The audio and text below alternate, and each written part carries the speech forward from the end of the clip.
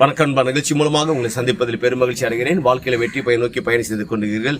இந்த பயணங்கள் நல்ல முறையில் வெற்றி பெற என் அன்பின் வாழ்த்துக்கள். நீங்க நல்லா இருப்பீங்க. இப்ப இருக்கிறதை பார்க்கலாம் 1000 மடங்கு அதிகமாகும்படி சேனைகளின் கர்த்தர் தாமே உங்களை ஆசீர்வதித்து உயர்த்துவாராக. நீங்க நல்லா இருப்பீங்க. நல்லா கவனிச்சு பாருங்கள்.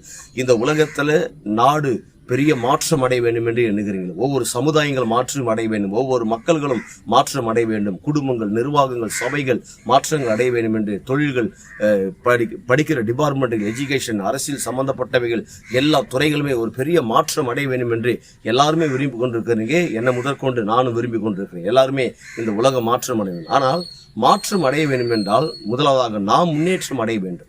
நாம் எல்லா விதத்திலும் முன்னேற்றம் அடைய வேண்டும். இந்த உலகத்தில் இருக்கிற 3 காரியங்கள் பாருங்க. 1, பொருளாதாரத்தில் முன்னேற்றம் அடைய வேண்டும், பெரிய அளவில் முன்னேற்றம் அடைய வேண்டும். அடுத்தது தேவனுக்குள்ளாக இருக்கிற விசுவாசம், நம்பிக்கையில மிகப்பெரிய முன்னேற்றங்கள் அடைய வேண்டும். அடுத்தது உங்களுடைய சரீரத்துடைய ஆரோக்கியத்துல மிகப்பெரிய முக்கியம், அதுல முன்னேற்றங்கள் அடைந்து கொண்டிருக்க வேண்டும். ஞானம், அறிவில முன்னேற்றம் அடைய வேண்டும். இப்படி நாம் முன்னேற்றம் அடையும் பொழுதுதான் அந்த முன்னேற்றத்துக்குள்ளாகத்தான் இந்த மாற்றங்கள் இருக்கிறது. ஆம், நீங்கள் நானும் முன்னேற்றம் அடையவும் எதெல்லாம் மாற்றங்கள் சந்திக்க வேண்டும் நினைக்கிறீங்களோ அது ஆட்டோமேட்டிக்காக மிகப்பெரிய மாற்றத்தை ஏற்படுத்திவிடும். நீங்கள் நானும் வாழ்ந்து கொண்டிருக்கிற இந்த உலகத்தில் நம்முடைய முன்னேற்றங்கள் மிகப்பெரிய அவசியம். அதே நிலையில் இருப்பதல்ல.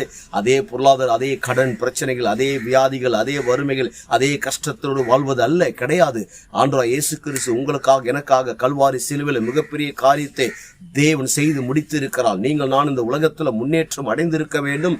இந்நேரம் நீங்கள் வாழ்க்கையை கணக்கெடுத்து பாருங்கள். உங்கள் வருஷத்தின் துவக்கப்பட்ட நாட்களும் இன்னைக்கு இருக்கிற அந்த ஏஜுடைய வயசை பாருங்கள், மாதத்தை பாருங்கள், வருஷத்தை பாருங்கள். எவ்வளவு தூரம் முன்னேற்றம் அடையணும். ஒண்ணு கவலைப்படாதீங்க, தாழ்வு மனப்பான்மை கொள்ளாதீங்க, குற்ற மனசாட்சி கொள்ளாதீங்க. கடவுள் உங்கள் பட்சத்தில் இருக்கிறார். என்றைக்கு இந்த வார்த்தை உங்களுக்கு காதில் விழுகிறதோ நீங்கள் இப்பொழுது முன்னேற்றத்துக்காக ஆரம்பிச்சு ஆல்ரெடி நீங்கள் முன்னேற்றத்தில் இருக்கிறீங்க. ஆனா இன்னும் நீங்கள் முன்னேற்றங்கள் அடைய வேண்டும். அப்படி முன்னேற்றங்கள் அடையும் போது என்ன நடக்கிறது? ஒட்டுமொத்த உலக நாடுகளுக்கு நாம் ஆண்டவராகிய இயேசு கிறிஸ்து உங்களை கடன் கொடுக்கும்படியாக வைக்கிறார். நீங்கள் வற்றாத நீரூற்றை போல இருப்பாய் என்று சொல்லி உங்களிருந்து விடைபெறுகிறேன்.